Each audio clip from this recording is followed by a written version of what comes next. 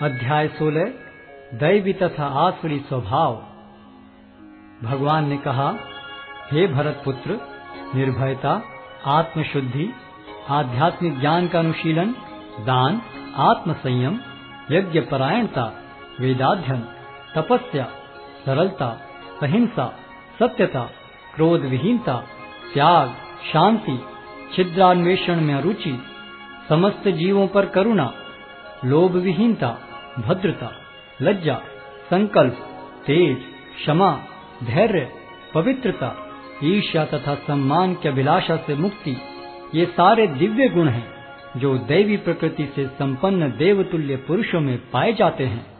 हे प्रतापुत्र, दंभ, दर्प, अभिमान, क्रोध, कठोरता तथा ज्ञान ये आसुरी स्वभाव वालों के गुण हैं। दिव्य गुण मोक्ष के लिए अनुकूल हैं और आसुरी गुण बंधन दिलाने के लिए हैं। हे पांडुपुत्र, तुम चिंता मत करो, क्योंकि तुम दैवी गुणों से युक्त होकर जन्मे हो।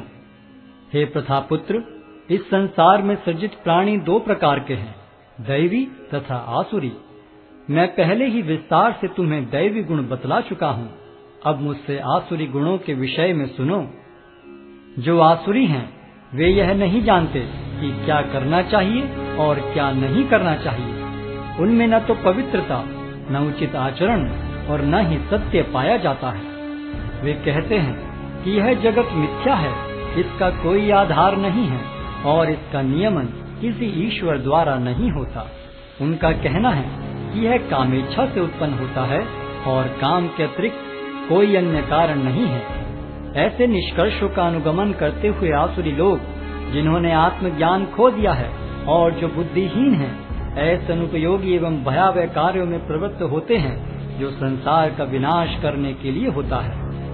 कभी न संतुष्ट होने वाले काम का आश्रय लेकर तथा गर्व के मद एवं मिथ्या प्रतिष्ठा में डूबे हुए आसुरी लोग इस तरह मोहग्रस्त होकर सदैव क्षणभंगुर वस्तुओं के द्वारा अपवित्र कर्म का व्रत लिए रहते हैं। उनका विश्वास है कि इंद्रियों की तुष्टि ही मानव सभ्यता की मूल आवश्यकता है। इस प्रकार मरण काल तक उनको अपार चिंता होती रहती है। वे लाखों इच्छाओं के जाल में बंधकर तथा काम और क्रोध में लीन होकर इंद्रिय तृप्ति के लिए अवैध ढंग से धन संग्रह करते हैं। आसुरी व्यक्ति सोचता है, आज मेरे पास इतना धन है और अपनी योजनाओं से मैं और अधिक धन कमाऊंगा। इस समय मेरे पास इतना है, किंतु भविष्य में यह बढ़कर और अधिक हो जाएगा। वह मेरा शत्रु है और मैंने उसे मार दिया है और मेरे अन्य शत्रु भी मार दिए जाएंगे। मैं सभी वस्तुओं का स्वामी हूँ, मैं भोक्ता हूँ, मैं सिद्ध, शक्तिमान तथा सुखी हूँ। मैं सबसे धनी व्यक्ति हूँ और मेरे आसपास मेरे कुलीन संबंधी हैं। कोई अन्य मेरे समान शक्तिमान तथा सुखी नहीं है।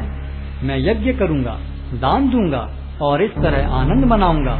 इस प्रकार ऐसे व्यक्ति अज्ञानवश मोहग्रस्त होते रहते हैं। इस प्रकार अनेक चिंताओं से उद्विग्न होकर तथा मोहजाल में बंधकर वे इंद्रिय भोग में अत्यधिक आसक्त हो जाते हैं और नरक में गिरते हैं। अपने को श्रेष्ठ मानने वाले तथा सदैव घमंड करने वाले, संपत्ति तथा मिथ्या प्रतिष्ठा से मोहग्रस्त लोग किसी विधि विधान का पालन न करते हुए कभी कभी नाम मात्र के लिए बड़े ही गर्व के साथ यज्ञ करते हैं। मिथ्या अहंकार, बल, दर्प, काम तथा क्रोध से मोहित होकर आसुरी व्यक्ति अपने शरीर में तथा अन्यों के शरीर में स्थित भगवान से ईर्ष्या और वास्तविक धर्म की निंदा करने लगते हैं। जो लोग ईर्ष्यालु तथा क्रूर हैं और नराधम हैं, उन्हें मैं निरंतर विभिन्न आसुरी योनियों में भव सागर में डालता रहता हूँ। हे कुंती पुत्र, ऐसे व्यक्ति आसुरी योनि में बारंबार जन्म ग्रहण करते हुए कभी भी मुझ तक पहुँच नहीं पाते। वे धीरे धीरे अत्यंत अधम गति को प्राप्त होते हैं। इस नरक के 3 द्वार हैं, काम, क्रोध तथा लोभ।